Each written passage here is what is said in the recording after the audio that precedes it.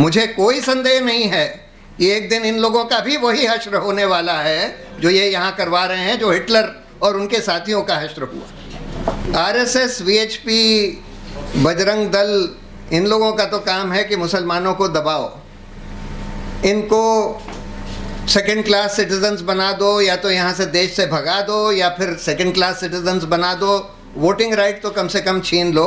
और यही काम आज इलेक्शन कमीशन करने की कोशिश कर रहा है, बीजेपी या केंद्र सरकार के इशारों पर, केंद्र सरकार के दबाव में। बीजेपी का काम यह है कि इस ऐसा ध्रुवीकरण समाज में करो हिंदू मुस्लिम का कि दंगे हो जाएं, और उस दंगों के आधार पर, पोलराइजेशन के आधार पर हिंदू वोट, क्योंकि हिंदू मेजॉरिटी में है, हिंदू वोट के आधार पर वो सत्ता में आ जाएं, सत्ता में बने रहें। खैर, अब तो इलेक्शन कमीशन से दूसरी चीज़ें भी करवा रहे हैं कि मुसलमानों का नाम वोटर्स लिस्ट से निकाल दो, बहुत सारे फर्जी लोगों का नाम 100-100 जगह डाल दो जिससे वो 100-100 वोट डाल सकें, वगैरह वगैरह। ये सब काम भी हो रहा है। ये सब जो आज हिंदुस्तान में हो रहा है, जैसे नजीब जंग साहब ने बताया, जर्मनी में हुआ था, हिटलर ने किया था यहूदियों के खिलाफ, लेकिन आखिर में उसका क्या हश्र हुआ ये सब हम जानते हैं। एक बहुत बड़ा विश्व युद्ध हुआ, करोड़ों लोग मारे गए, और उसके बाद हिटलर का क्या हश्र हुआ और उन लोगों का क्या हश्र हुआ, ये सब आप लोग जानते हैं। मुझे कोई संदेह नहीं है कि एक दिन इन लोगों का भी वही हश्र होने वाला है जो ये यहाँ करवा रहे हैं, जो हिटलर और उनके साथियों का हश्र हुआ। लेकिन इन लोगों की ऐसी शॉर्ट टर्म थिंकिंग है, ये लोग सोचते हैं कि बस आज इलेक्शन जीत जाएं, कल इलेक्शन जीत जाएं, सत्ता में बने रहें, मुसलमानों को दबा दें। इनको ये नहीं समझ में आता कि इससे असल में इनका कोई फ़ायदा नहीं हो रहा। ये तो एक बहुत ही शॉर्ट टर्म नीच सोच है, जिसमें लोगों को ये लगने लगता है कि किसी दूसरे जने को दबा के, उसका नुकसान करके आपका कोई फ़ायदा हो जाएगा। हमारा देश लगातार कमज़ोर होता जा रहा है, किया जा रहा है, क्योंकि आपने अंदर लोगों को लड़वाने का काम कर दिया है, एक अल्पसंख्यकों को दबाने का काम किया है, और आप असल मुद्दों पर सोच ही नहीं रहे, काम कर ही नहीं रहे। हर तरह से हमारा देश कमज़ोर होता चला जा रहा है। अब सवाल ये है कि हम लोग करें क्या।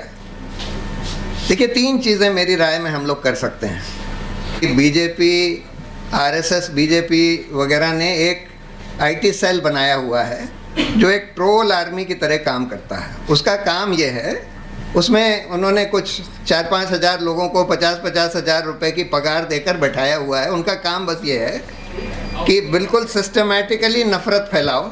व्हाट्सएप ग्रुप्स बना लिए हैं, मतलब बिल्कुल लोएस्ट लेवल तक व्हाट्सएप ग्रुप्स बना लिए हैं, उसके ज़रिए झूठ फैलाओ, नफ़रत फैलाओ, ध्रुवीकरण का काम करो, और वही चीज़ मीडिया को भी फीड करी जाती है कि मीडिया भी उसी तरह का प्रोपेगेंडा करे।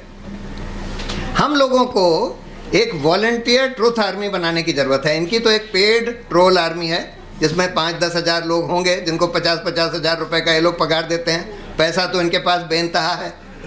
हम लोग तो लाखों करोड़ों लोगों का एक वॉलंटियर ट्रुथ आर्मी बना सकते हैं जो कि सोशल मीडिया पर बिल्कुल इसके विपरीत काम करे, जो नफ़रत की जगह प्यार बांटे, जो बताए, जो झूठ की जगह सच फैलाए, और जो बताए कि भाई मुसलमानों का इस देश में, हमारी पूरे इतिहास में, हमारी संस्कृति में क्या कंट्रीब्यूशन है, कितना अच्छा कंट्रीब्यूशन है, और इस तरह से लड़ाई झगड़ा करने से, नफ़रत फैलाने से किसी का कोई फ़ायदा नहीं होने वाला। ये रिपोर्ट जो है हम लोगों को सोशल मीडिया के ज़रिए फैलानी चाहिए, सोशल मीडिया, ऑल्टरनेट मीडिया के ज़रिए। लेकिन इससे भी अहम काम है, क्योंकि इतनी लंबी लंबी रिपोर्ट्स नहीं पढ़ते, बहुत लंबी तो नहीं है, ये बहुत क्रिस्प शॉर्ट रिपोर्ट है और इसमें फ़ोटोग्राफ्स वगैरह हैं। ये रिपोर्ट तो पूरी जानी चाहिए, लेकिन इसका क्रिस्प वर्जन देखिए। ध्रुव राठी को लोग इतना क्यों देखते हैं?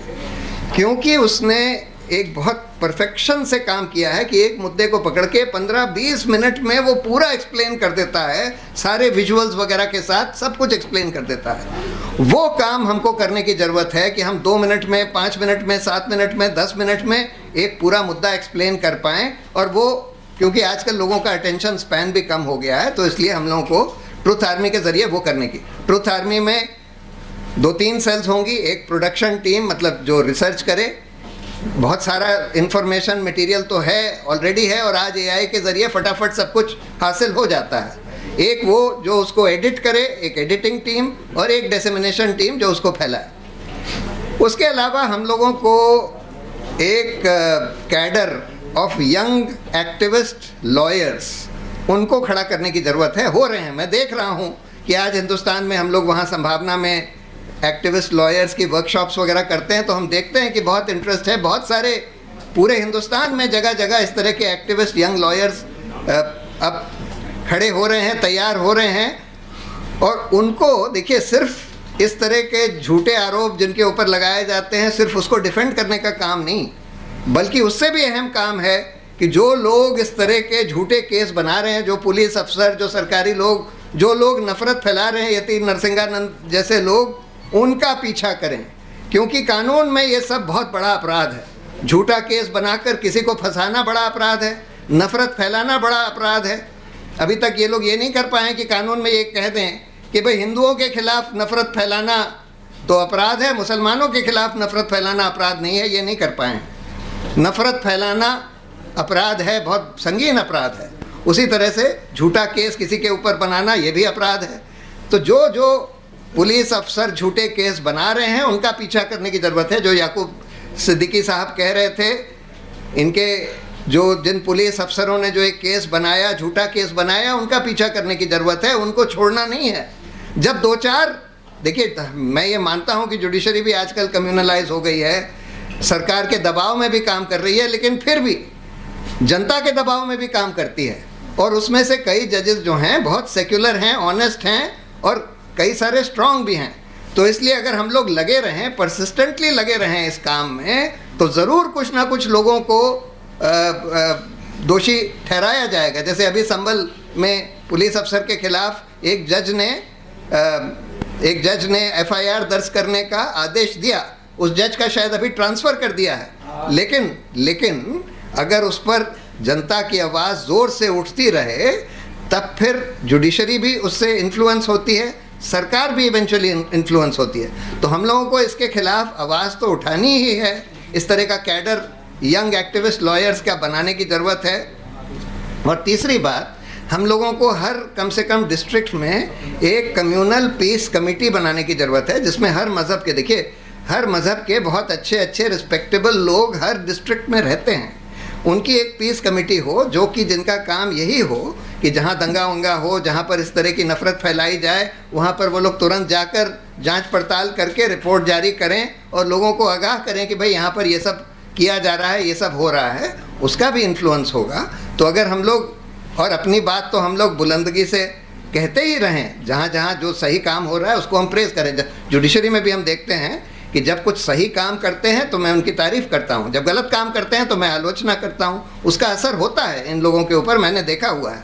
तो इसलिए ये सब काम हम लोगों को करने की ज़रूरत है। अभी भी हमको हिम्मत हारने की ज़रूरत नहीं है। जैसे आपको बताया गया, भारत एक बहुत डाइवर्स देश है।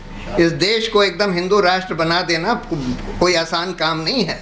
ये लोग कोशिश ज़रूर कर रहे हैं, लेकिन अभी उनकी कोशिश जो है कुछ हद तक ही सफल हुई है। इसको हम लोग बिल्कुल डिफीट कर सकते हैं अगर हम लोग मिलकर इस पर कोशिश करें। Thank you.